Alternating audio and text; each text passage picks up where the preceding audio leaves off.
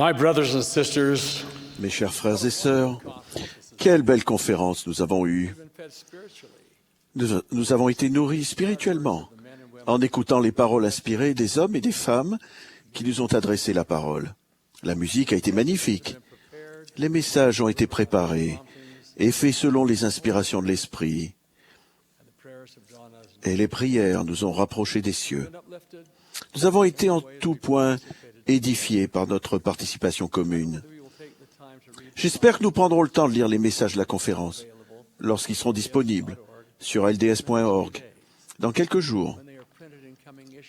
Et quand ils seront imprimés dans les prochains numéros de l'Ensign et du Liona, car ils méritent une lecture et un examen attentif.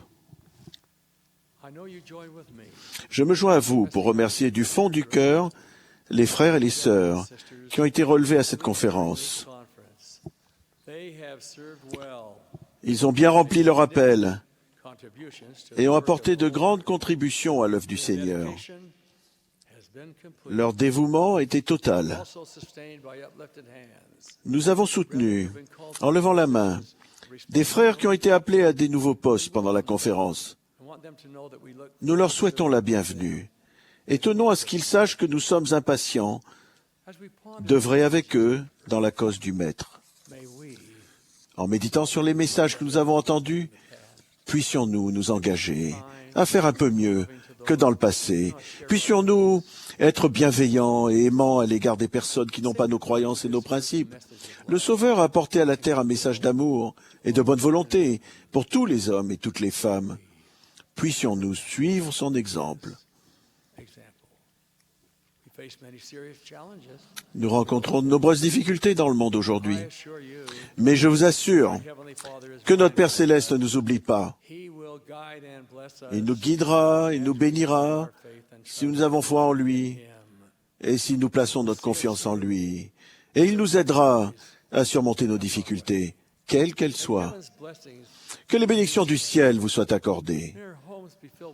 Puisse le foyer de chacun être rempli d'amour, de courtoisie et de l'Esprit du Seigneur. Puissions-nous nourrir notre témoignage de l'Évangile, afin qu'il soit pour nous une protection contre les attaques de l'adversaire. Puisse l'Esprit que nous avons ressenti au cours de ces 2 derniers jours être et demeurer sur nous dans notre vie de tous les jours, et puissions-nous toujours être occupés à faire l'œuvre du Seigneur. Je vous témoigne que cette œuvre est vraie, que notre Sauveur vit, et qu'il guide et dirige son Église ici-bas. Je vous témoigne que Dieu, notre Père éternel, vit et qu'il nous aime. Il est véritablement notre Père, et il est une personne réelle. Puissions-nous nous rendre compte et comprendre combien il est désireux de s'approcher de nous, jusqu'où il est prêt à aller pour nous aider, et combien il nous aime. Mes frères et sœurs, que Dieu vous bénisse.